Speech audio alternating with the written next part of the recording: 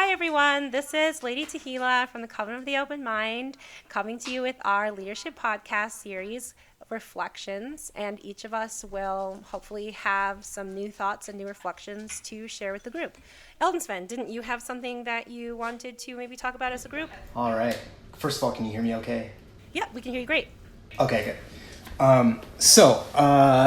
I have been doing a lot of spiritual work recently. And for some reason, I know that like the winter time is supposed to be like the dead days, but this winter, I really did a lot of stuff and a lot of magical workings and stuff. And one of those things was I discovered this really wonderful book called Sacred Sex by Gabriela Herstik. I haven't heard of that.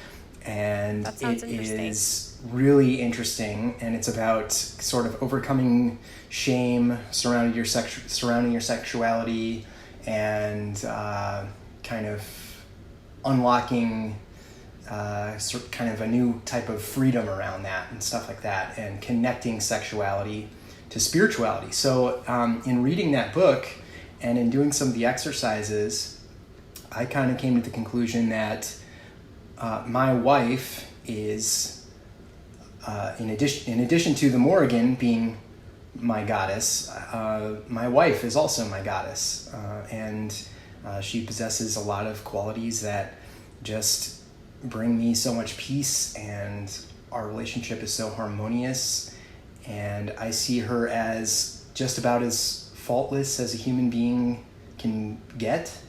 And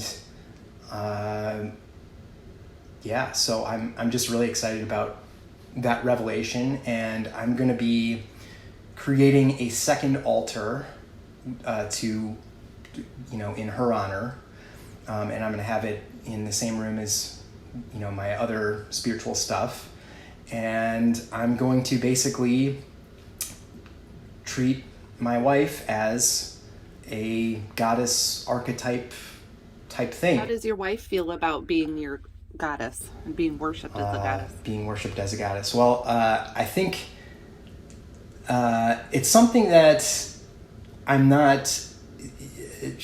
I'll say it this way. She's not super involved in my spiritual practice directly. It's not something I expect of her. She considers herself agnostic, and that's just fine with me. And, she's supportive of my spiritual work and thinks it's cool and interesting that I do witchy things.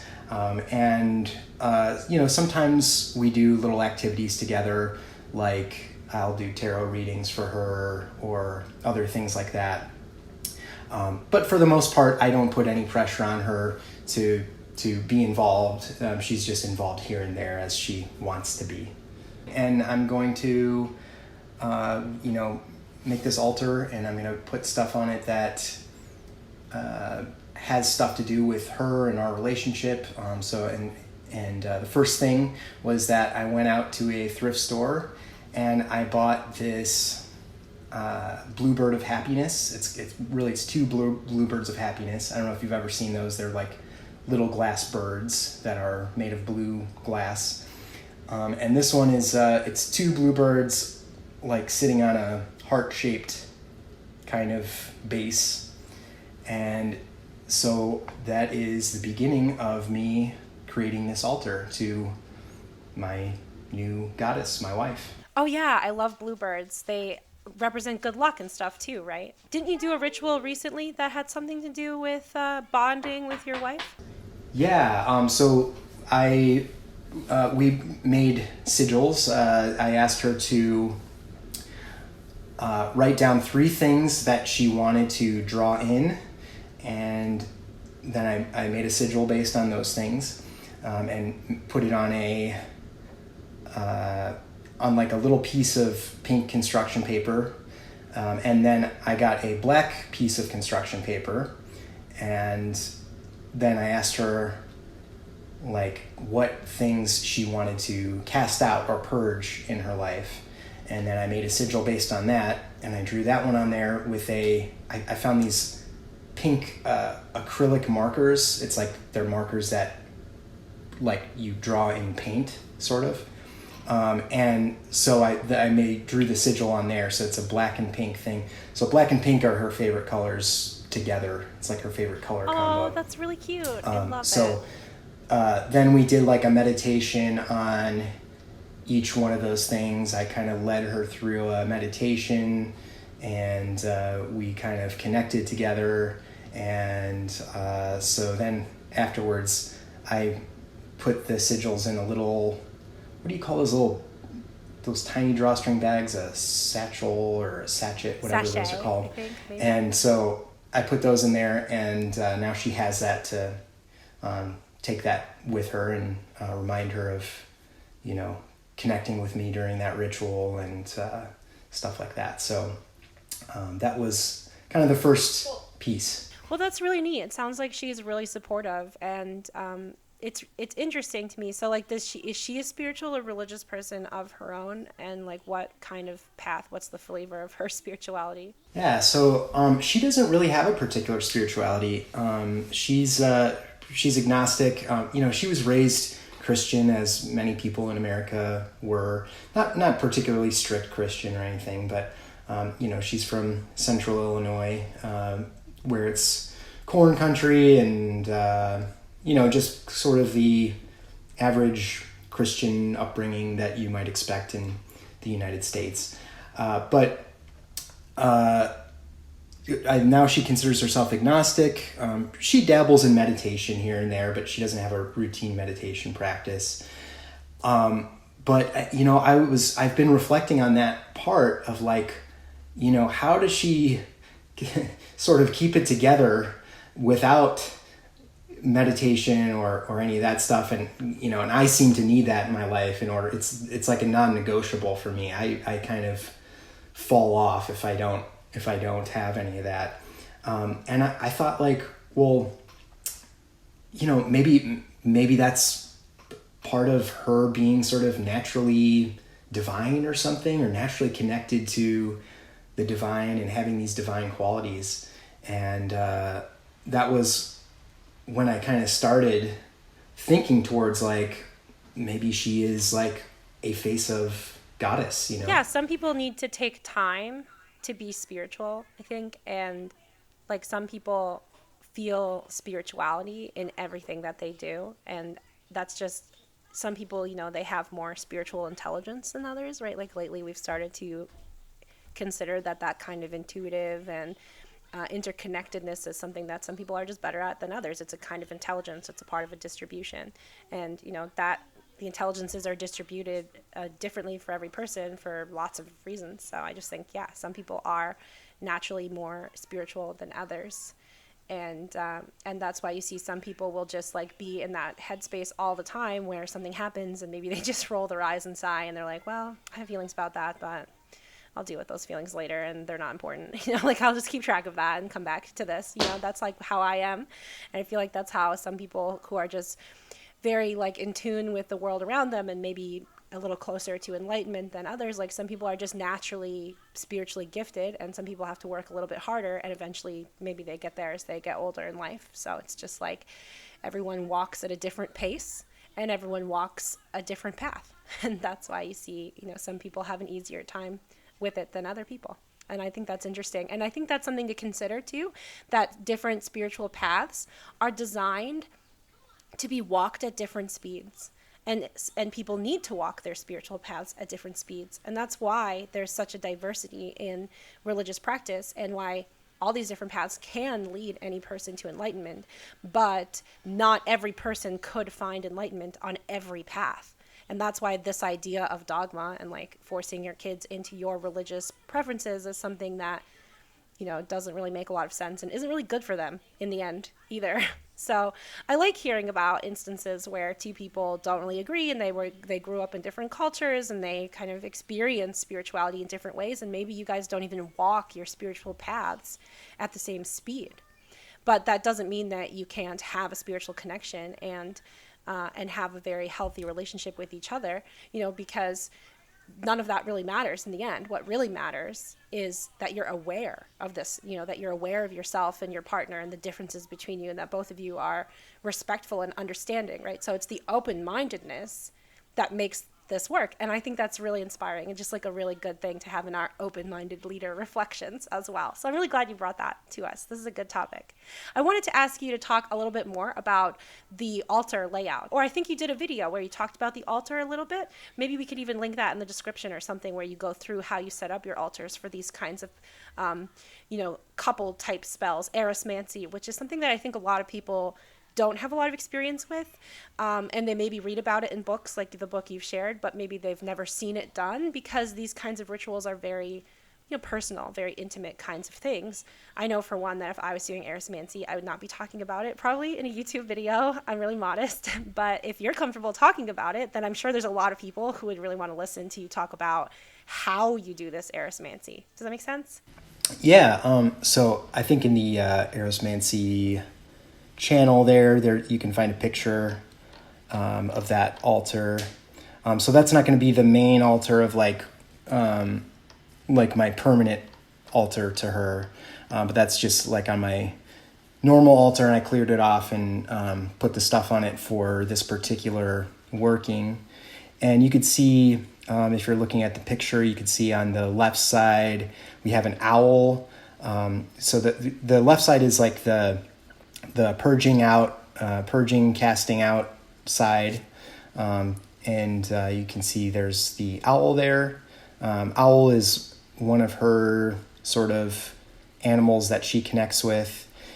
So I put that there. That to me kind of signified like it's the darker of the two. So you have the owl and the bluebird. The bluebird's kind of the happy one, and the owl is kind of the little more scary one. Not that owl is super scary, but I kind of think of it as like, people have those fake owls on their roofs to scare the nuisance birds away or whatever.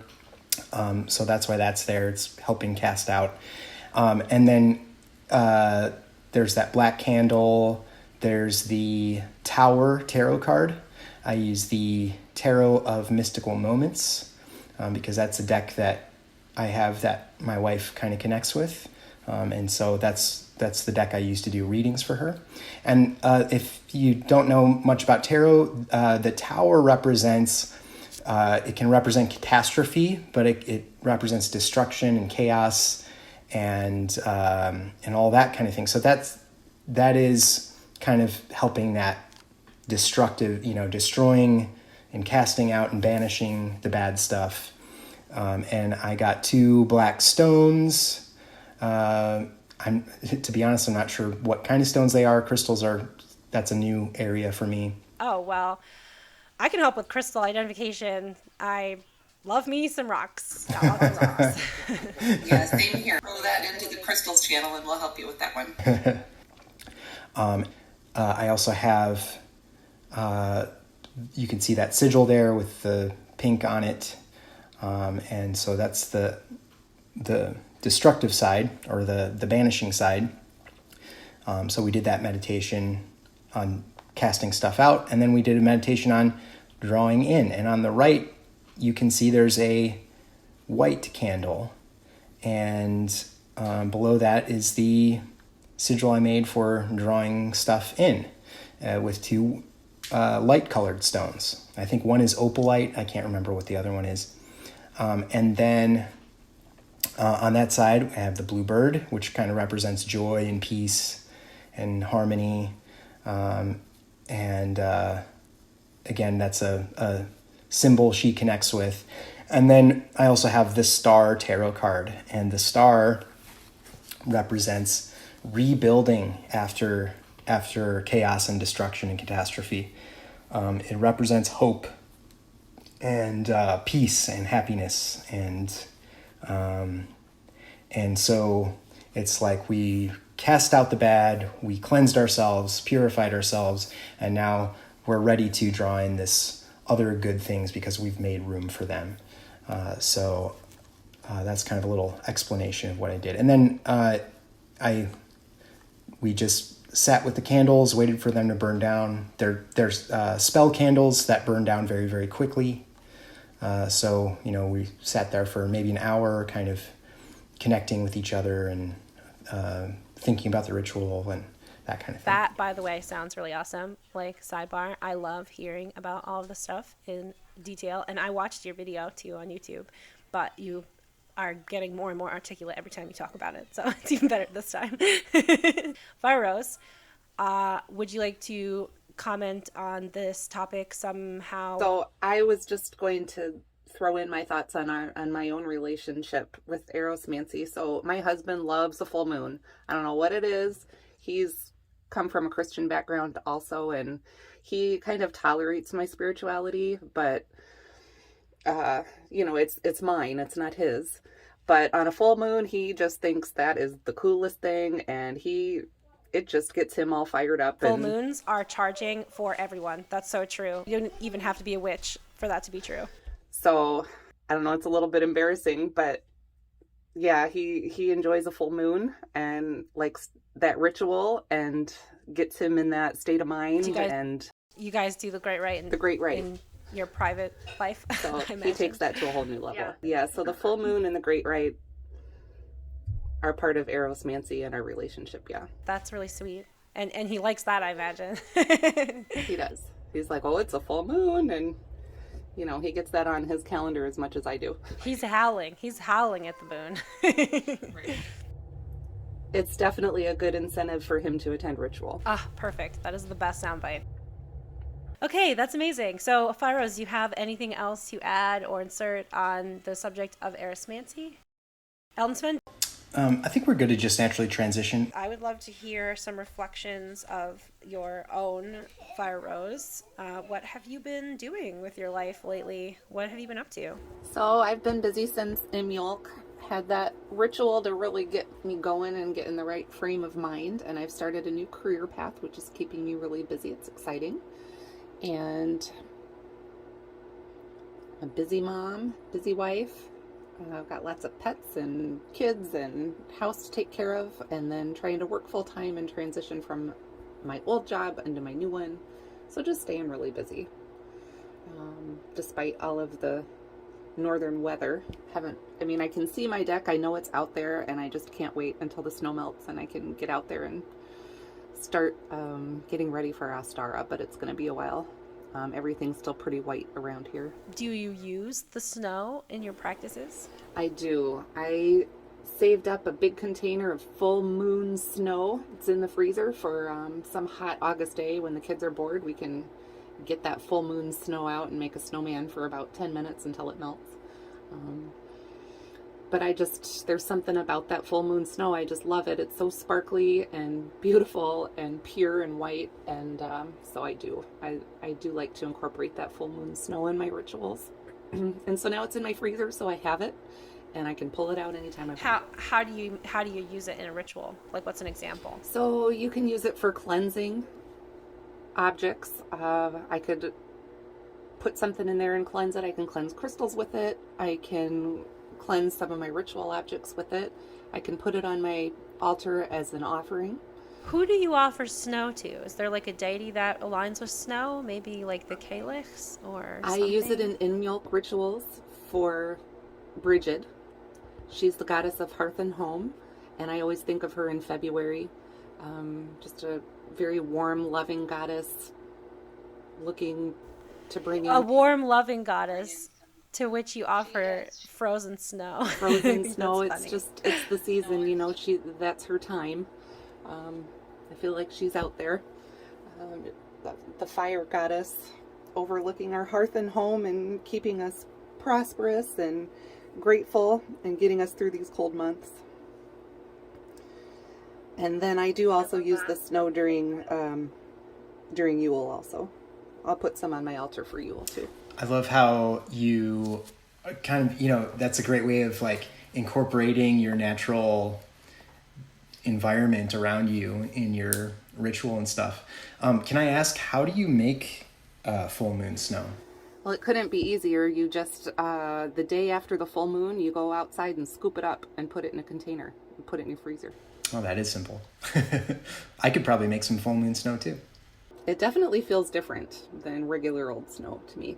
There's just an energy about it. It's so white and sparkly and beautiful, magical. Love it. That's so awesome. We haven't gotten any snow here in a while. It's been unseasonably warm, probably because of climate change and so forth. Yeah, next time it snows, maybe I'll make myself some full moon snow. I think you should. So have you been doing any other like magical workings or anything else like that? Yeah, this time of the year, I'm just doing the regular Sabbat rituals, and then I do something on the full moon, but not too much. I'm looking forward to Ostara. That's my birthday time, so I get a little bit more inspired around the late March, April. I'll flip my altar around and get ready for spring. But it's just a really long winter up north. This is our coldest part of the year in February. I mean, this is when we get that Arctic freeze, and we start getting those below zero, way below zero wind chills and things in February, and big snows. And then March is pretty horrible too, and then April's just pretty much rain and mud. So we can't really even get outside until May or June. So it just makes for a really long winter. Just trying to get a lot of my inside things done. Trying to do some painting and projects around home, so when spring does come, I can get outside. That's awesome. I didn't know you were that far north that you're basically like snowed in most of the winter. Yeah, I live in kind of a vortex here where we just seem to get that swath going through. Yeah, I'm not too far away from you, Eld, but it's cold. It's cold and nasty. We had a snow day yesterday. All the schools were closed. Wow. Well, it's, even though that's sometimes an inconvenience, I'm glad that snow still exists here in Illinois. We've been it's been so unseasonably warm that it's almost concerning, It's the coldest winter for the rest of your life. What do you mean? Unless the American Meridian Ocean Current fails and puts us into another ice age, which may happen, we are headed for a climate that is significantly warmer than anything humans have seen in the modern age. One where there maybe is not even 4 seasons in the bulk of the world. So that's how the climate is changing. So they say that this is the warmest winter most of us have ever had. And it's also the coldest winter that we'll see for a very long time, maybe even the rest of our lives. So I can feel that change. It is definitely different than it was last year. It's warmer. It's not as brutal as it's been in years past, definitely. This is more of a joke in response to what you said about how some parts of the world won't even have 4 seasons. And the first thing, the herbalist and grower in me, the first thing I thought of was, well, at least I can grow crops year round. that's true. Yeah, and the summers are going to start to be the times of the month where people have to stay inside, and it's going to be because of the air quality, with the heat beating down on the aerosols and other not good particulates in the upper atmosphere. It creates very nasty air quality that can hurt people's lungs, and so in the summer you're going to start to see that people are having air quality alert days, not snow days anymore, but air quality days. Whatever we decide to call that as a society is going to be something we see in the next decade. But the American Meridian Ocean Current will eventually fail. That is the big, large current that runs up the tectonic plate that has Africa, and then the one that has Europe on it, and it runs deep in the ocean along that whole ridge, and it pulls all of the warm water up to the Arctic area, where it then gets cooled and desalinated a little bit. It loses some, it gains some salt, rather. It gains some fresh water from the melting ice caps, and then it moves back around down the North Atlantic side on our tectonic plate here in Eastern America. So this current is what drives all the global weather that hits in the Atlantic Ocean, and there's similar currents like it in the Pacific, but the truly important one is this one here in the Atlantic, because it's what drives the hurricanes that go both over to the African shores and up that side, and the ones that move up the other side of the coast when the winds shift, and everything is carried towards Florida and Mexico and Texas up through that direction. So the nature of the storms have been becoming more and more extreme, because the desalination of the ocean current is very high when the temperature of the water is warmer, the temperature of the planet is warmer. So that causes more of the polar ice caps to melt. That causes desalination. For the record, this is the exact plot of A Day After Tomorrow.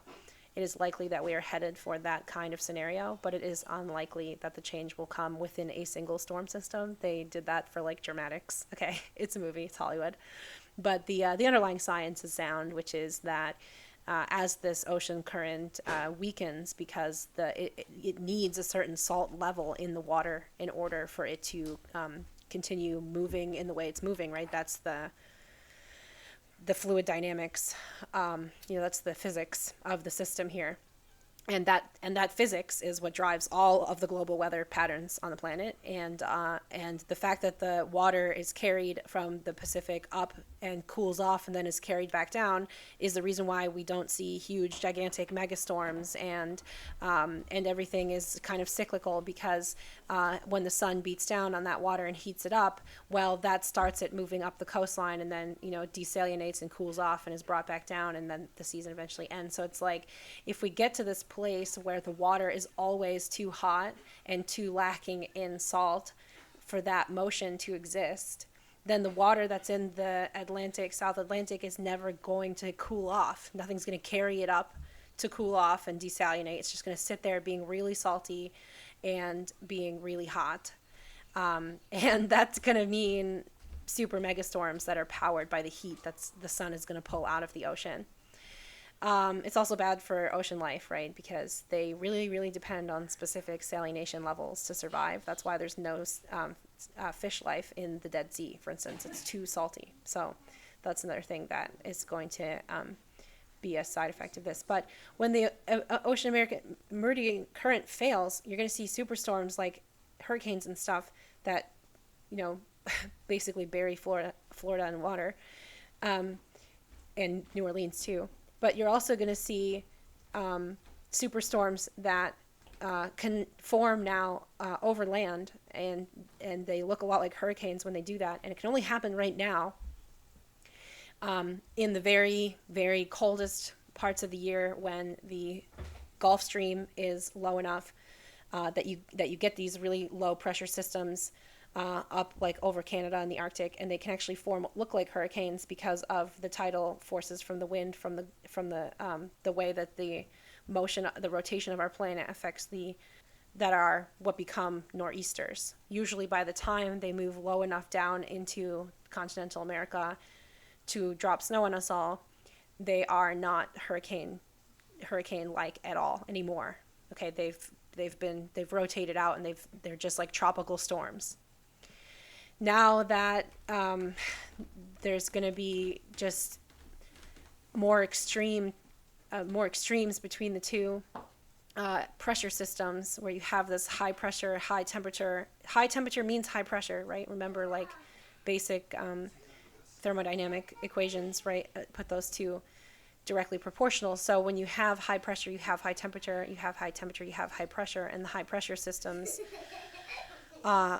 create an imbalance that drives these low pressure systems to form, and then that's just like statistical mechanics basically. So it's like really complicated math to model it all, but lately we've gotten pretty good at that, so we have pretty good forecasting, which was not the case when Day After Tomorrow came out. We have models now that probably could predict what's going to happen, but the errors are so large, so it's like, well, it could just be a new equilibrium where everything is hotter and it rains more, and some parts of the continents turn into deserts because they're not getting enough rain, like California. Or it could be that we're going to have these huge hurricane-style nor'easters form over land and carry so much ice and snow down over the continents every winter, that now everybody is experiencing a Minnesota winter. And Minnesota will basically be within the Arctic Circle. It'll be like it's in Alaska. Because now we're just going to see that snow will fall 8 months of a year because of the nature of, if there's high pressure because of the conditions closer to the equator, then that has to make low pressure exist farther north, which will give more space for these large land forming storms to form. And then you'll just see that it'll just snow 8 inches of snow every few days, like over everything north of Kansas, probably. Even it'll start snowing in Texas and Georgia and some states that have never snowed before. That's what they think will happen when the American Meridian ocean current fails. And it is not a matter of if. It is now a matter of when. Because even if we were to stop producing all fossil fuels, the natural momentum of this climate change can't really be stopped. Like, we'd have to develop technology that could actually like interfere. The only thing that could stop it is a supervolcano eruption, which we are due for as a planet. So that would shoot enough nitrogen and other particulates in the atmosphere and cloud out enough of the sunlight that it would lead us to that new equilibrium where we don't have 4 seasons, we don't get a lot of snow. It's the whole planet is just very warm, but we have growing season the whole year round. So we still will have enough food for everyone. It's just the way that we grow that food is going to have to be different, and there'd be a lot of considerations. That future, by the way, that would be more like in the future shown in Interstellar. And both of those 2 movies have a pretty good scientific basis, which is why it's like those are like the 2 options here. Like, we know the AMOC is failing, American Meridian Ocean Current, AMOC. We just don't know exactly what will happen when it fails, because it has never failed in our ability to study and gather data. We have never witnessed that. We're not really sure what it would look like. The current temperature of our planet is hotter than it has ever been in the history of our planet since since the moon ran into it and it cooled down the first time. So we don't really have any forecast models that can predict like what's going to happen. So all I know is the best place to be is right near the center of, between the south and north somewhere, like, where you're not going to get so much snow that you're driving a snowmobile everywhere and you no longer can operate vehicles because you just have winter all the time. Like, that may very well be Minnesota, which is why when Fire Rose is like, maybe you guys should come live out in Minnesota, I was like, I don't know how I feel about that. I want to stay in the mountains where we're protected from both extremes. Yeah. But anyway, so that's my TED Talk. If my husband has to shovel more snow, we're definitely moving. He hates shoveling. I just let it go. I just let it pile up. I'm like, I'm not going anywhere. I don't care if the steps are shoveled or not. Just stay inside. But for him to get in and out, he's like, oh, I gotta go shovel again. I'm like, oh, it'll melt eventually. Just don't go anywhere. We'll just stop using cars. Yeah, you'll just like have snow dogs. Like, it'll literally be Alaska. Yeah. Don't go anywhere. That's right. That's exactly right. You'll like get on your snowmobile to ride down to the pub once a week. Yeah. Yeah. So, Tehila, are you a grown-up Greta Thunberg? I don't know. Maybe. I'm not a climate scientist. I just like weather. I started my path in witchcraft started with listening to the voices on the wind and staring for shapes in the clouds, and I sort of like learned scrying from my grandmother, who was a witch but couldn't tell anyone that she was a witch. So for me, like, weather has a very central role in my life, and I just really like clouds, and I've like studied weather phenomenon and now all the physics that go along with it, like thermodynamics and fluid dynamics and these things. Like, so it's not like I'm like formally trained in any of this, but I definitely can consume the articles that come out about the subject in a different level than a lot of people, in a more academic way. And that's why I'm just like, yeah, people are really worried about the climate because it's like, we've never been in a situation like this before, and this could be the end of the world. And I'm like, it's probably not going to be the end of the world. It's just going to mean a new equilibrium. And we're just not sure what that equilibrium is going to look like yet. So, Well, that's somewhat comforting. One of my questions was going to be like, are we all going to die like now? And I guess what you're saying is like, not really. It's just going to be maybe like some huge adjustments. I mean, some people are going to die, okay, because we're going to see storm systems that are so massive. Like the storms that have already come along and just leveled parts of the South Pacific and as well parts of the like Bermuda area. What is that region called again? The no the what what is the region called that has Jamaica and all these islands, the Keys, the Caribbean and the South Pacific over in Asia have already seen such massive storm systems that these are poor countries. Oftentimes they don't have the necessary precautions in place. They don't have the plans in place to deal with these sorts of situations, and people don't know what to do, right? So the water's rising and they get stuck in their houses, or they try to wade through the water and get eaten by sharks, or they get stuck on something, they get injured, they get an infection. They don't have the rescue crews, and they don't have the resources that you would see, for instance, like when New Orleans was decimated by Katrina. We had the National Guard and the Coast Guard, and we had a lot of people, so we didn't see huge levels of casualties.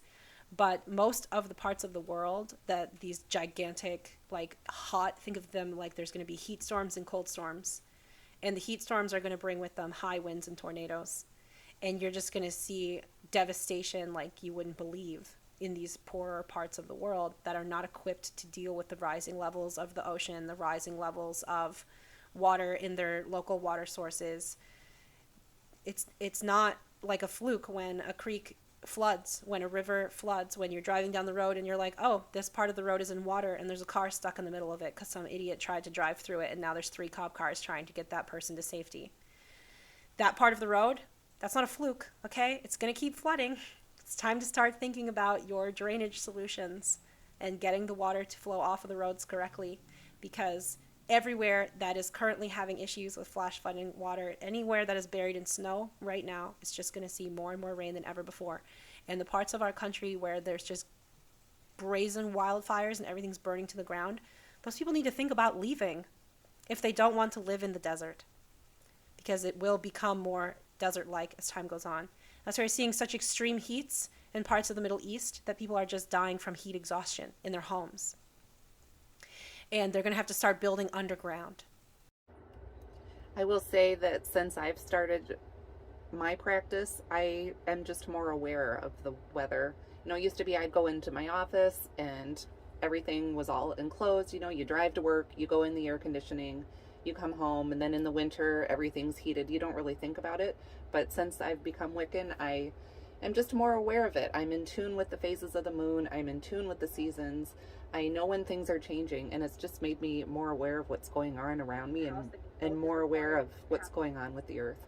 Yeah, that's maybe should be my next step in my spiritual development, because I don't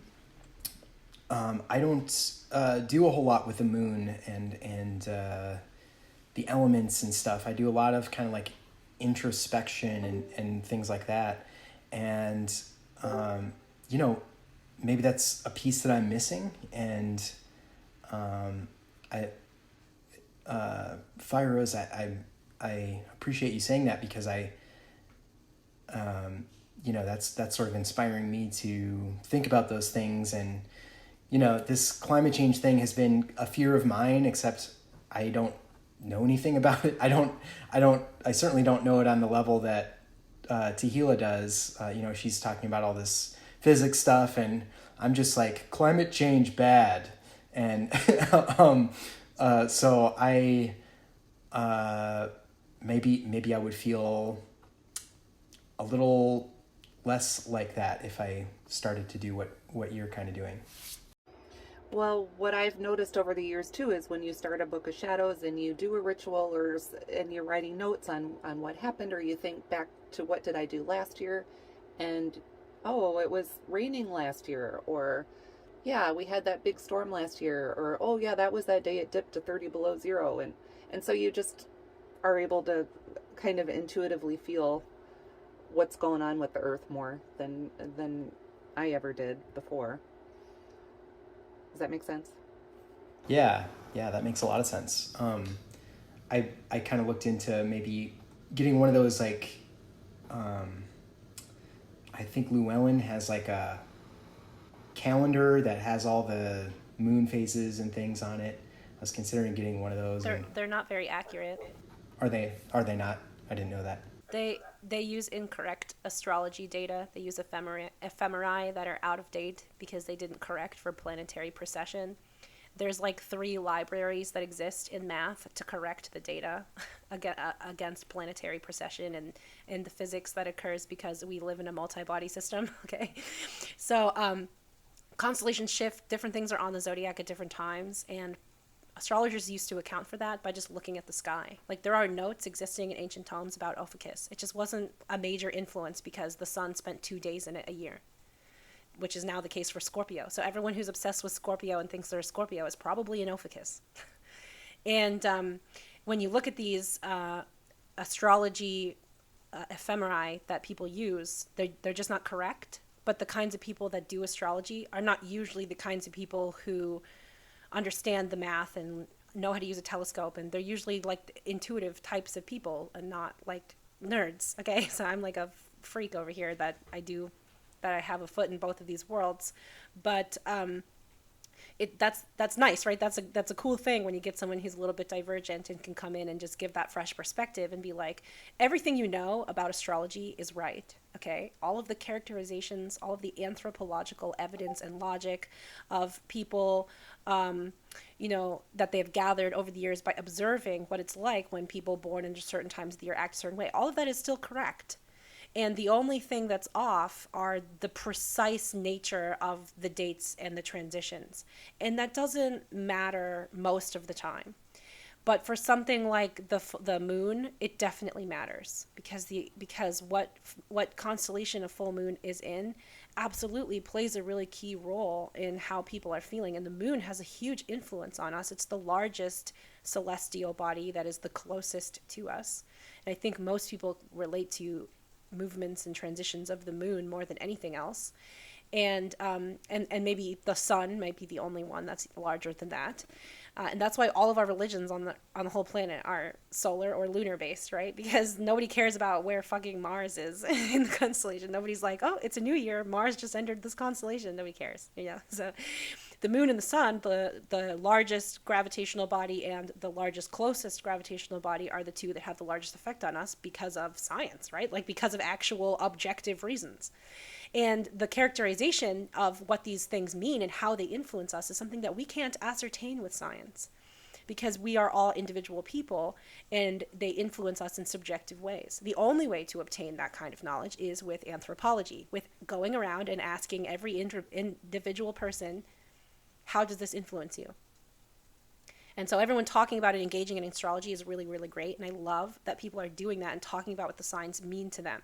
But I do wish that they were really associating the right energy with their experiences, because I've had a lot of people who think that Taurus energy feels like Gemini. And I have to come in and be like, no, that's not Gemini energy. You're just saying that because the dates were wrong and you associated this nature of existence with Gemini when you should have associated it with Taurus. That's Taurus energy. And because this particular friend that I was talking to is a Taurus and not a Gemini, that was just, she couldn't accept that. Our friendship almost ended. Like, can you think of a more Taurus thing to do than just be like, no, I reject the facts completely. I can't deal with this. So, yeah. So I think that when it comes to astrology, it is really important to also understand the astronomy a little bit. And if you buy one of those books, you may have to go through and make the dates make sense. But that's why I put the ephemeris onto the Open Minded Path website. I could put a link in the description. Every 6 months, I upload a new forecast, this is where the planets will be. And now I make the video series based on that. So you could easily just use that instead of going to Stellarium. Like, I do the work for everyone. You see what I'm saying? And you can just buy one of those books or buy a normal planner. And that's what I do. I have a normal planner. And I just go in and write all of the astrology transitions and everything in it. I write it on the month view. This is how I manage my time, that I'm so effective. I look at the month view and I write everything down And I just write down what I'm doing that day for the most part. So like on Mondays and Thursdays in the calendar view, I've written Roblox, because those are the days that I teach Roblox. And then whatever else I do on those days, I also write in that day. And then I also have in the notes section the objectives I want to accomplish that month.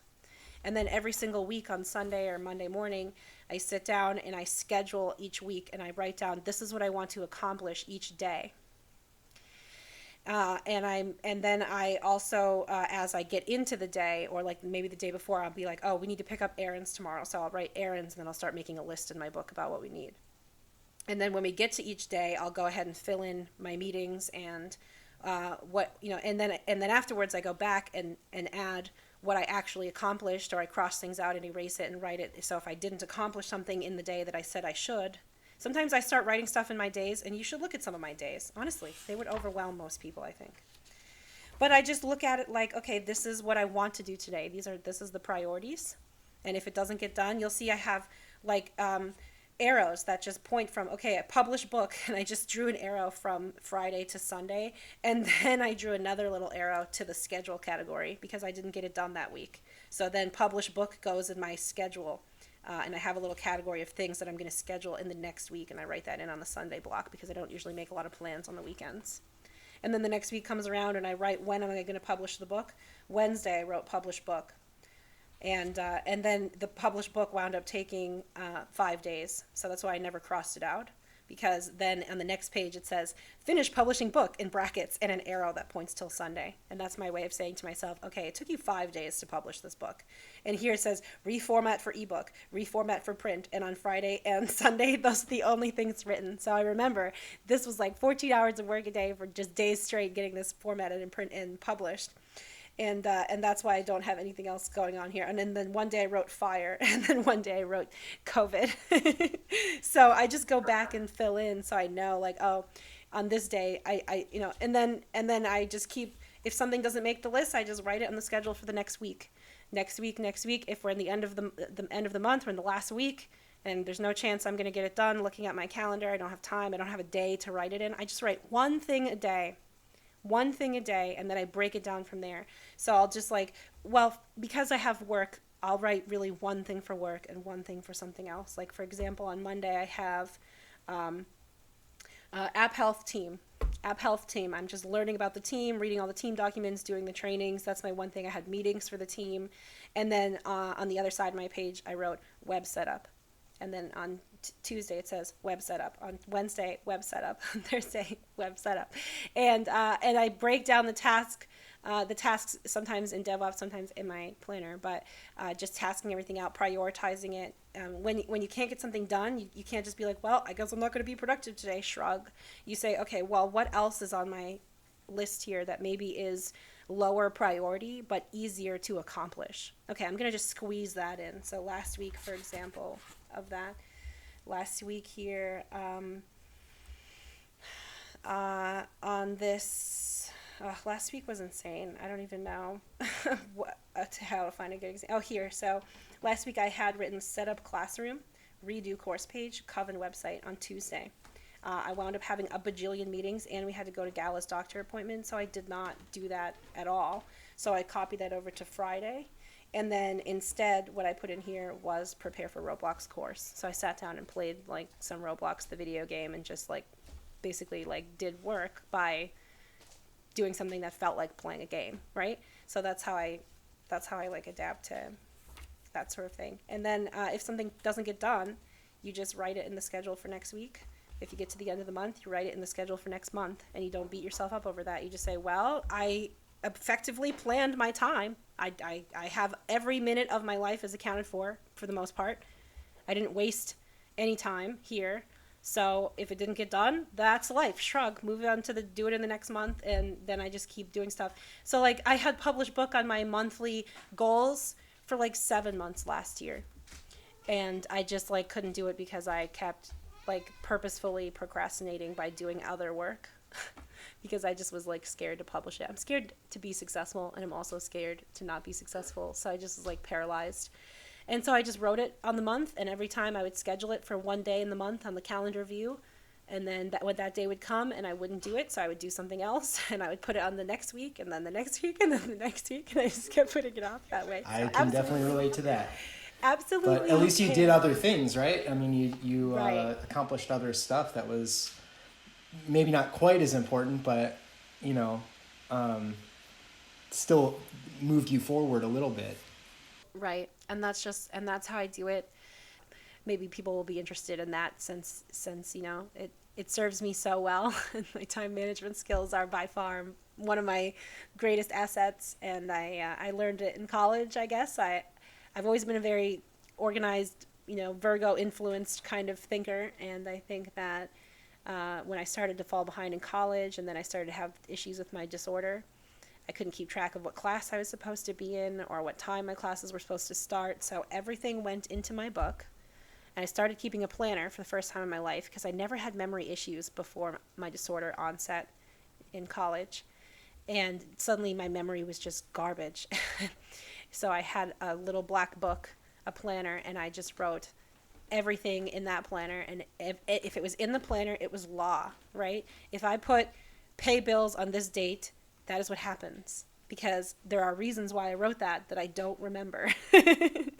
And if it says this class is at this time and date, if there's a question mark, that means I can skip it. If there's no question mark, it means you have to go. Don't question that. Just go. Be there. Even if you can't pay attention, you don't feel good, go. Sit there. Listen to what they're saying anyway. Just listen.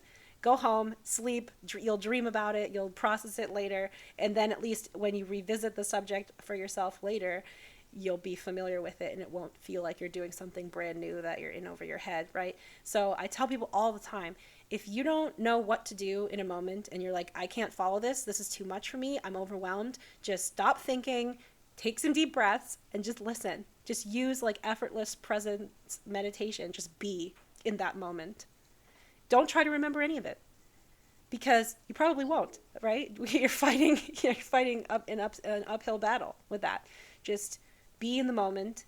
Later, be like, by the way, I was a little out of it that day. Can you help me, remind me about this? Or, you know, most of the time people will be happy to talk because people like talking. So if you just sit there and listen to someone talk, they're never going to be mad about that. You know? So that's what I tell people. So that's my task management. Since you were marveling at how I get things done, I thought maybe I would tell people about that. Yeah, that really helps me out as a person who has ADHD. That's good to know. I always try different like systems and stuff, and it's hard to stick with any of them for a while. And I like your sort of streamlined approach of not. It sounds like you don't like schedule it too hard. Just like schedule it on the day, as opposed to a specific time or whatever. So yeah, I might borrow some of those ideas to help me. Although now that I'm on Stratera, I'm doing a lot better with that, but with just keeping things all together. But those ideas are helpful too. Yeah, the key is that when you're planning something, you need to plan in multiple dimensions, okay? And these are the dimensions of planning. Capacity, how much could you accomplish if everything were ideal? Risk, okay? How much does this activity or this process that you're going to have someone do or that you're going to do, how much is there a chance that if you do this one thing, you don't have time for anything else? Okay? Risk is why I, on some days, don't plan the day. I just write when my meetings are, and then I write web development. No planning, no tasking, nothing, because I don't know how long any of the individual tasks are going to take, and I wind up being more productive if I give myself the freedom to work on whatever's in my brain and whatever is the easiest thing for me to accomplish, which means that I do sometimes jump around a lot, which is okay. In development, you just have different branches of a repository. You can work on whatever you want. So you have to be willing to work with yourself, right? Work with yourself. And remember that some tasks are going to be more risky than others. Some of them are going to potentially use up more of your capacity than others. So you have capacity, you have risk, and then you have priority, right? So then you're just going to say, this is what I want to get done in a month. And then you go and number them all. And then when you go to plan it out, you're like, okay, week 1, priority 1.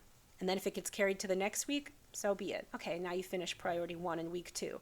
Now you're on to priority 2. Sometimes they'll be like, okay, I'm going to work on priority 1 this week. And then the week rolls around and you're in the moment and you're like, you know what? I'm blocked on this. I can't get anything done. So I'm going to go work on priorities 5, 6, and 10 because I can get them done in this amount of time while I wait for priority 1 to open up again. So you got to be willing to reprioritize every single day. The more willing you are to reprioritize in life, the less stress you will feel, the more in control you will be, and just the more productive and efficient you'll be, because you'll have that granularity. You'll have that every minute you're asking yourself, is this the best that I could do today? Is this the right thing to do today? And there are some days too where I just, like, in my calendar, I wrote COVID because I woke up, I didn't feel good. I thought we were all sick. We were probably all sick. I did nothing. I played TFT or Minecraft or God knows what I did that day. So in my calendar, I just wrote sick, I'm off today. And that was it. And anything that wasn't that day got erased, written elsewhere, crossed out, put on a list to prioritize it again in the future. And as long as you're not doing that all the time, and if you're doing that at a regular interval, then you should be scheduling more time to relax. So I don't schedule anything for after 8. If I'm working after 8, it's because something I was doing during the day I didn't get done, and maybe I just don't want to put it down until I go to bed because maybe I have meetings in the morning. Maybe I need to be in a different headspace first thing in the morning, so I keep working on it. But at 7:30, 7 o'clock every day, sometimes 8 at the latest, I'm sitting here in the living room. Volya's going to sleep and being sleepy on my lap. The dogs are having dinner. We're all hanging out together. And then once the kids go to bed, then it's my choice. Okay, do I want to keep working on something from the day, or do I want to watch House and play TFT and eat chocolate ice cream, which is what I did last night. Though I did finish the website updates before I did that. So I did both. But that time is sort of just like, this is my free time. This is my time where I can spend it however I want. And maybe sometimes I choose to spend it working, and sometimes I choose to spend it on leisure, but I didn't schedule anything during that time deliberately, because that's the time when I want to be the most flexible. You have to give yourself time for that. And so if you're finding that you're constantly pushing something back, either you have an emotional reason, you're invested in the outcome or non-outcome of it, okay? Or you are just not giving yourself enough time for leisure. And you can kind of tell what the difference is, because if the times when you're not being productive happen at regular intervals, then it's likely that you're not giving yourself enough time for leisure. Your pace is too fast, and you're basically doing intervals. In that case, you're basically running really fast and then walking for a ways. If you want to be able to run at the same pace the whole time, you have to slow down. So that's why I say, like, if it's a regular frequency that this is happening, then it's probably poor planning. If you're having breaks at random times for random reasons, be kind to yourself. You have to work with yourself. You're just a person. It's okay that you're never put more on your plate than you think you can accomplish, and always feel comfortable moving things back if you can't get to them, or switching tracks. Always feel like you can reprioritize at any moment, and that's how you operate at maximum efficiency, if you will, as best as you can, because when you have kids and bosses and traffic and outside factors, then you get into a situation where maybe you can't always control how much time something takes, and you have to just be kinder with yourself then when you get into those positions, and let yourself work slower if you have to. But yeah, that's my general philosophy on life management and time management and all the stuff that makes me just happy and capable most of the vast majority of the time. So hopefully others can learn some wisdom from this and feel more productive and more energized going. And so this year, because of the stars, resolutions have not even started. Okay, I did not start my resolution at Imbolc, and I probably will start it by Ostara, but we'll see. So if anyone else is lagging in their resolutions, it's not you, it's the stars.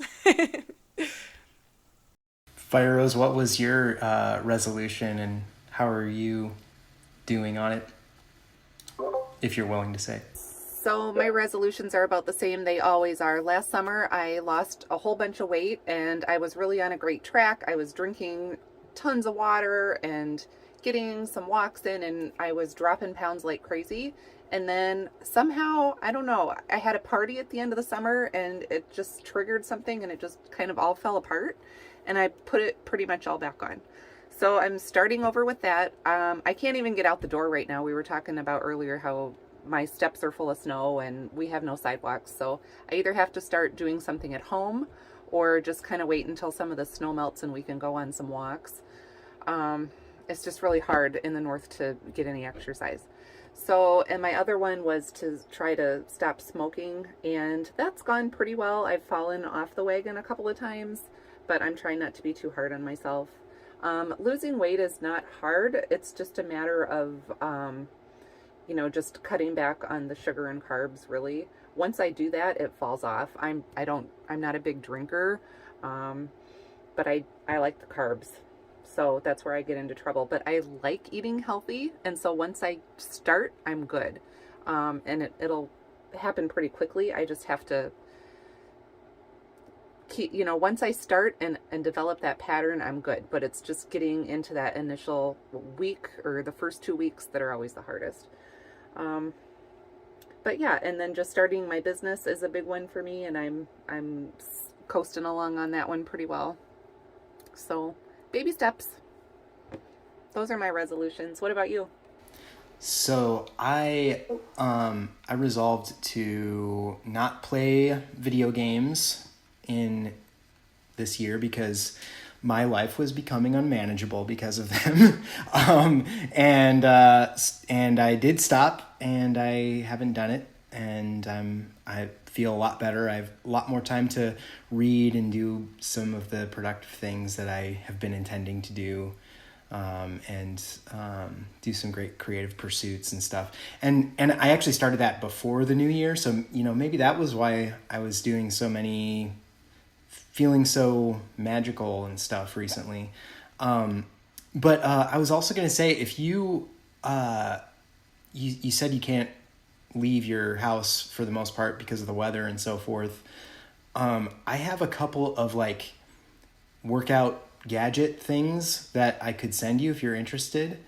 If you want to send me your mailing address, I have I don't know if you've ever heard of this. They're called TRX straps, and there are you hang them on the wall, and there are a bunch of exercises you can do. Does that sound interesting to you? Sounds kinky. I mean, you could make it kinky if you wanted to. Yeah. Yeah. Maybe I'll give them a try. I don't know. Tell me, maybe send me a link of what they are, and I'll tell you if it would be something that I'd actually use. Because I'd hate to have you send me something that I wouldn't use. I just don't use them anymore. I got them during COVID, and now I don't really have a use for them because I just go to the normal gym and stuff. But they're basically these long straps with handles on them, and you basically use your body weight to do various exercises, and you can do lunges with them, assisted squats, and all kinds of things like that. Yeah, I definitely need more physical activity. I know that's a big part of my problem. I'm really good with the diet side of it once I get going, but the exercise part of it, I know is where I struggle. I don't like to run, but I would definitely do some walking, some fast-paced walking and maybe some light weights or something. And I do have a bunch of workout DVDs and stuff that I bought last year that I was determined that I was going to do a DVD every day, and I bought some stuff on eBay and I was all excited, and I didn't follow through very well. Yeah. So maybe it is the stars. Try again. And I've been, I'm really big on working out, but I've been in funks too, where I'm not working out as much as I would like to, and I think sometimes the way that I pull myself out of that is just change up the workout that I'm doing, and because just how the moon and our energy and all that kind of thing is cyclical, that goes along with working out too. So I'll go through cycles of really heavy weight and low reps, and then after a while my body just can't handle that anymore, and my mind kind of can't handle it anymore, because sometimes it's the weight gets so heavy that it's scary. It's oh man, I gotta try and bench press how much tomorrow? And, so then when I get to that point, I'm like, okay, well, I gotta switch it up to like low weight, more reps, more like what I sort of consider a relaxing, fun workout, kind of. Like I can kind of not concentrate so hard. And then I'll take a week off, and then I'll do the whole new way of working out for a while, maybe 6 weeks, maybe 10 weeks, maybe 20 weeks. And then when I get tired of that, I'll take a week off and switch back to what I was doing before. So it maybe you just need a change. I don't know. Is there something different? Oh, maybe? I definitely need a change. I mean, anything would be good at this Is there point. something different that Is there a type of working out that you've like meant to do that maybe you haven't gotten to yet? Just those DVDs. Could be a good time to try them out. And I'd like to do something with my kids too, because they've got a lot of excess energy, and it'd be nice if we could do something together after school and after work. Here's what you do. Go to YouTube and Google baby shark exercise or like baby shark fitness routine, and you'll get the baby shark one where you go baby shark do do do, and you do like lower, and then you do it harder and harder as the song goes on. That will kick your ass. I made Ogun do it with me once, and he was like dying. You should also look at Blogalates. I don't know if you've heard of that YouTube channel, but it's run by Cassie Ho, and she's like the most inspirational, like just intelligent, like she's just got a really good understanding of proper nutrition and doesn't like tell people to do diets that are like not sustainable. Like she's very big on like you have to be healthy like all around and eat right, and just this is your life now, not you're on a diet to lose weight, but you're on a fitness journey. And she's got a really good attitude, and she does Pilates videos, and they're all different lengths. Like you could do one that's like kind of difficult, that's like 3 minutes long. You could do one that's a little bit less difficult, that's like 5 minutes long. You could do one that's not rigorous at all, that goes on for like 30 minutes, and you can just do as much of it as you want. And maybe every 3 minutes you're just lying on the floor staring at the ceiling for a few minutes. Like that's what I'm like these days, getting back in shape after having a baby. Yeah, I'm doing like Pilates interval training. Basically, I do the video, like I do the Pilates, and then I'm just like, nope, I'm going to skip a few moves. And then I pick up on and that's just how you have to do it when you're getting in shape. You just have to like make the goals harder than you could achieve. But then you try to achieve them anyway. But then when you don't, you're like, well, okay, I did my best. I did it, and I'm going to keep doing it, and every day I'll get better. And that is the mindset of, a fit person, I think. And that's the mindset that I had developed and adopted before I got pregnant. And I think that's why it's been so easy for me to gain 90 pounds and then lose it. And then now I did it again, gain 90 pounds, and I'm 2/3 of the way through losing it the second time. And I think that's just like, it's all about the mentality and the mindset of a person who takes on challenges that are more than they can achieve, knowing they might fail at them that day, but they don't give up. They keep coming back again and again. And I think that a lot of people that fail with like dieting and lifestyle changes are not in that headspace where they're like, this is my life now. I'm just going to just do this every day because I want to feel like a person who could do this every day. And it's like, well, maybe you don't care that much about being fit. Then what are your goals exactly? Because it's like, if even if you're like a little overweight, if you're eating right and you're eating healthy and you feel good and you're active, you're walking, you don't feel like you can't walk upstairs or go see a museum or something, like if you're healthy, then who cares what your weight is, right? Like it's like, and that you'll like Cassie Ho, because she's very like that as well. Like she was a part of like the modeling industry and was like, just like forced into like eating disorders from a young age. And at some point she was just like, you can be fit and healthy. You can be healthy and not that fit. All that really matters is that you find something that makes you feel good about yourself. Like she even has routines that are literally just her dancing. It's just like literally just a cardio video, and she goes over all the dance moves, and then you just do it together for like 5 minutes straight at the end. And like, that's the workout. And it's good. Like it's a good cardio workout, and it's fun. I'm not a dancer. It's very difficult for me. So I prefer the straight Pilates videos.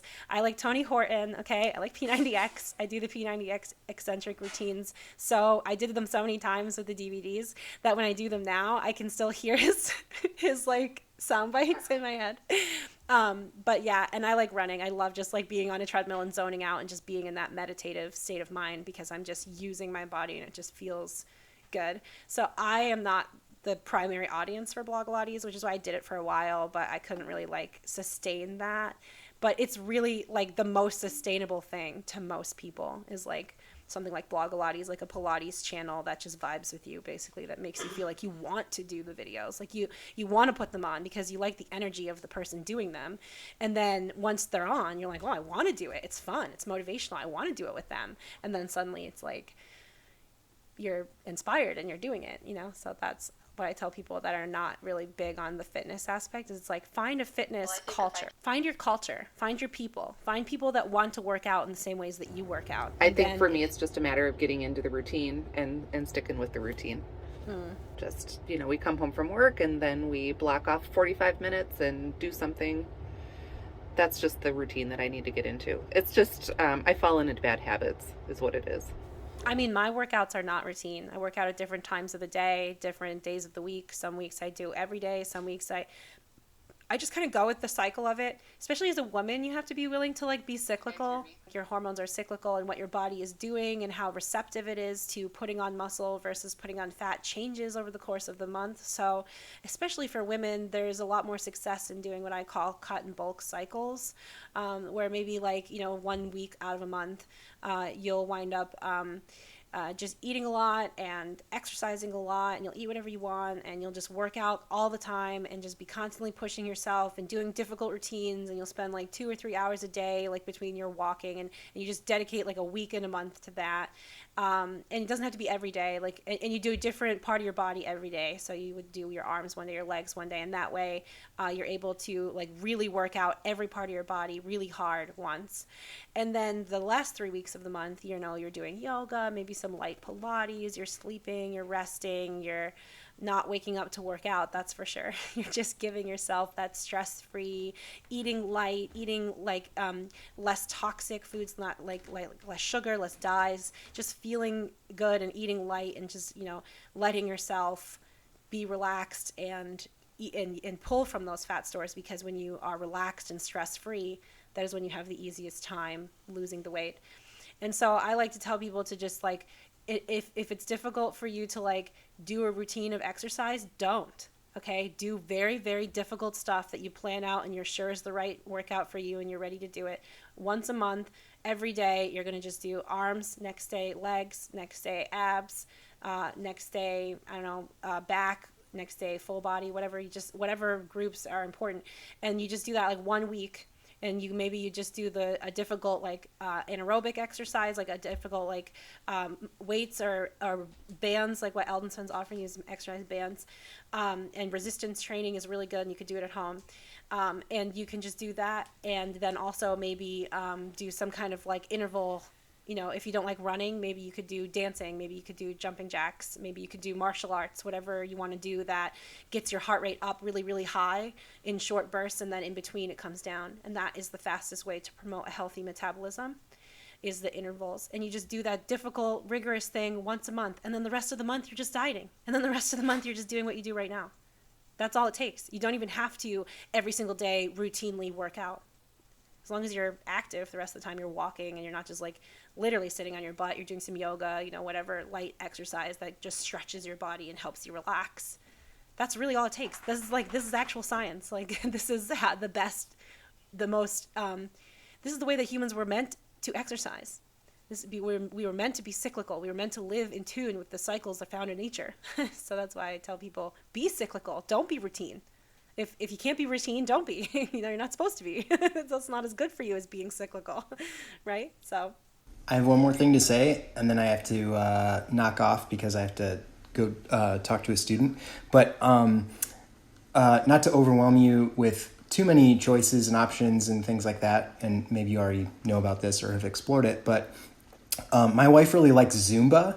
I don't know if you've ever tried Zumba. It's like dancing and stuff like that. And there's lots of videos online. So if that dancing type stuff appeals to you, that might be something to check out. Yeah, that sounds really fun. Yeah. Anyway, for me, the problem is I know how to do it. I just don't do it. So that's what it comes down to. Yeah. I don't want it to feel like he and I were just like learning you. Like we're just like reaming into you, like, no, you don't have any excuse not to exercise. Yeah, those are absolutely great ideas. And for me, I just need to implement them. I know how to do it from an intellectual standpoint. I know about nutrition. I know about exercise. I just don't do it. I think I'm just lazy when it comes down to it. I've got the time. I can be creative and make it work. I just need to crack down on myself and make myself do I it. think you're lazy. Yeah, I'm lazy. I feel like maybe there's just like an actual reason. Like maybe it's just like, I mean, I just feel like, I don't know. Are people just lazy or are people just different? Do you know what I'm saying? Oh, I think I'm lazy. I think that I definitely could do it. I just choose not to. And, at my own expense. Yeah. But I I wonder really if don't it's have really a good like, excuse. so like laziness is like when you're like, okay, I just like today don't feel like doing anything. I'm just going to lay around. And I wonder like that doesn't happen for no reason. Like when people have lazy days, it's because they are exhausted or they worked too hard previously or they're just feeling under the weather. Like usually there's some reason. It could be hormonal.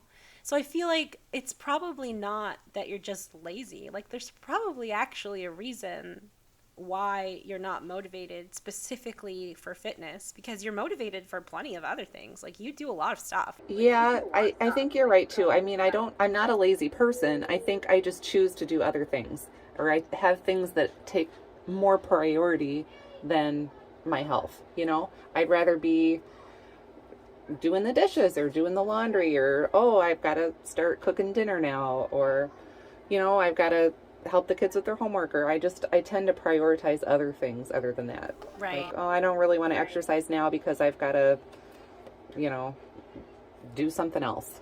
So maybe it's just a matter of priority. I need to make that a priority instead of all this other stuff that doesn't matter. Well, I mean, it matters, but your health matters too. So we were talking about prioritizing earlier, right? So in your list, it seems like you just have health at the bottom of your priority list. So maybe you need to just bump it up the list a little bit, right? But so I wanted to ask, how would it be for you if you did a ritual that involved like moving or dancing around the space? Is that something that you could do and still feel like you're in a spiritual mindset? Or do you struggle with movement in general, like even in your spirituality and in other ways? No, I don't think I struggle with it. I just don't do it. I mean, we've got two stairways in our home, so I'm up and down those stairs all the time. I am active. I'm just not sweating and breathing heavily, but I'm moving around. I'm not just sitting on my butt all night. So I'm active, but I'm just not getting any sort of, I guess, I mean, I'm getting some physical activity, but not, it's not really a workout. I guess what I'm asking more though is like, so what if you did a ritual that involved dancing around the space and like chanting and dancing, and it did get you out of breath, and then when you were like, I can't take this anymore, it's exhausting, then you fall to the ground, like that kind of spell work. Like I do that a lot because I really like moving, and when I'm jogging, I feel like I'm in a meditative state of mind. So jogging to me is almost a spiritual activity. It's almost like a form of meditation. Do you know what I'm saying? So for me, it doesn't feel like I'm wasting time on my health when I could be doing something spiritual or something. Like for me, it feels like I'm knocking out two birds with one stone, and I'm taking care of myself. Three birds with one stone, because it's good for my chakras. It's good for my health in many capacities to like, do 20 minutes of jogging. So to me, it's just like getting on the treadmill and jogging a couple miles, which when I'm fit will take me just 20 minutes. Right now I can only run for like a quarter of a mile, and it takes me ages to get through a mile, but that'll change as I keep doing it, right? And that's why I'm a runner. Like that's why I'm a jogger, because for me it's just like it's a spiritual meditative experience. And I'm like, maybe you could find a way to connect to fitness that is more spiritual, because your spirituality is very alive and very present in your life. And maybe if you found a way to make that exercise feel like it's spiritually fulfilling and not just good for your body, but also good for your soul, maybe it would just naturally feel like it should be higher on your priority list. I don't know. So that's why I'm saying, what about like dancing and ritual or something like that? I don't know. What do you think? Oh, I really like that idea. I have done that in the past, but when I'm moving or dancing or making that energy in ritual, it's for raising energy. So Right, there's a purpose to it, a greater purpose, and that would inspire you to be fit as well, because in those moments where you're generating that energy, you're using your body and you're raising your heart rate and you're losing your breath. That's the whole point of it. Like, if you're not doing those things, you're not raising the energy, right? So it's like you could use that to make your fitness feel like it has a greater purpose even than just your own personal health. So even if you're like, well, my physical health is not a major priority to me, I have so many other things that are high priority to me, and that's true for a lot of people. But maybe you could just bump it up the priority list by bonding it with something else that has a higher priority to you. That's, yeah. I'm glad you like the idea. You should think about that. Maybe in the future reflection, you'll come back and tell us if this has helped you change your lifestyle in any appropriate way to better suit the fitness goals that you have. yeah, it's a very intriguing idea. So would I be doing a spell every day then?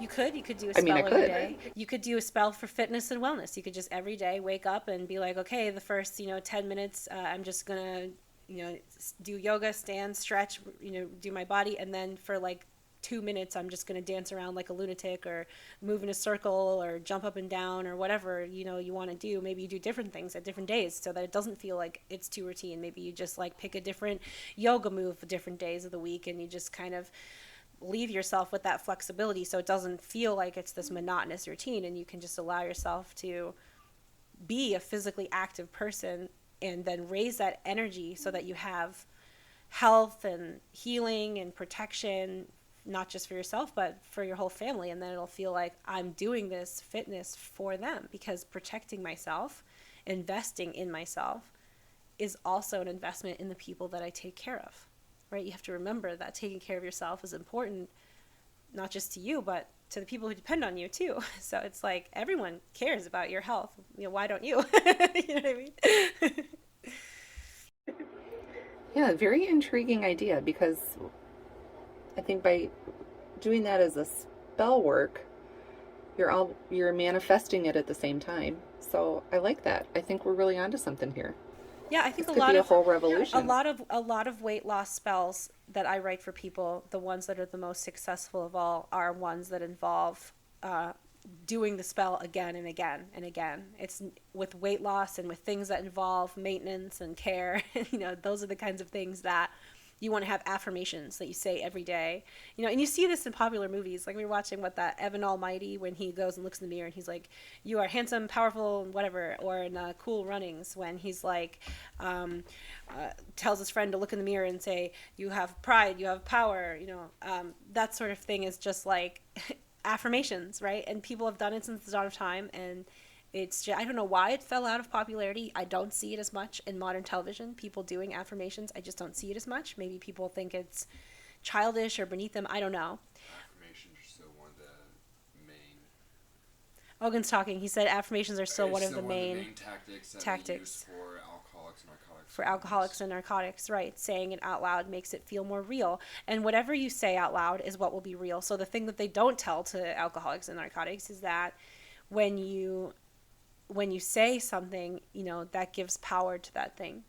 And so if you come along and start saying things like, I love fitness and I am going to do fitness every day, and you start talking about your fitness, and it's just something that's important to you, and then you manifest the day that into I a say fitness. I love running, that will be You may that'll be never a magical day. you may never love running, but you will love fitness. You will love moving your body, getting it active, using it. Everybody loves that. And that's why when you say, I'm just lazy, I'm like, I don't believe any person is just lazy. I think every person would love to move their body, barring the exceptions where they can't, or, But I think that for the most part, every person likes to use their body. The body wants to be used, and they just don't know the right way to use it, to feel good about it. Maybe they don't like monotony. Like jogging is monotonous. If you don't like monotony and you're worried about, I can't form a routine, then jogging is the wrong activity for you. I like it for the monotony. Everything in my life is chaos all the time. Jogging is the one thing that's just like easy and simple. I get into that runner mindset and I just run, and I don't think, and I just move my body and I don't even think. And that's such a wonderful manifestation of life. energy into reality. And I just love that I can experience and manifest that life energy in that moment. It is all I want, and I just love doing it. So, you've got to find your escape from whatever. So if you have a monotonous daily life, or you don't like routines, you like to shake things up, then you're going to have to find a fitness lifestyle that is not routine.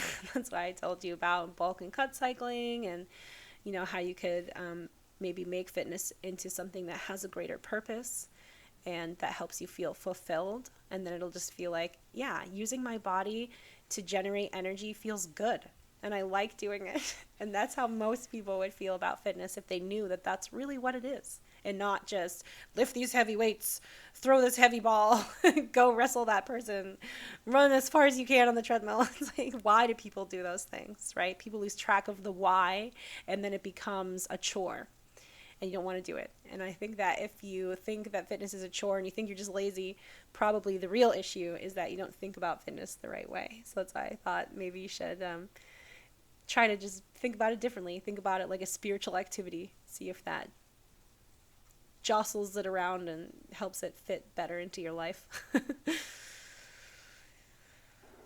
I think that's a great way to look at it, and I'm feeling inspired. So Cool. I'll give it a try. Yeah, we'll see. I think we should call it here. Thanks everyone for watching. I hope you enjoyed this, and we'll catch you in the next podcast. Bye, Pharos. Bye, Eldensvan. Bye, El. Bye. Good talking to you all.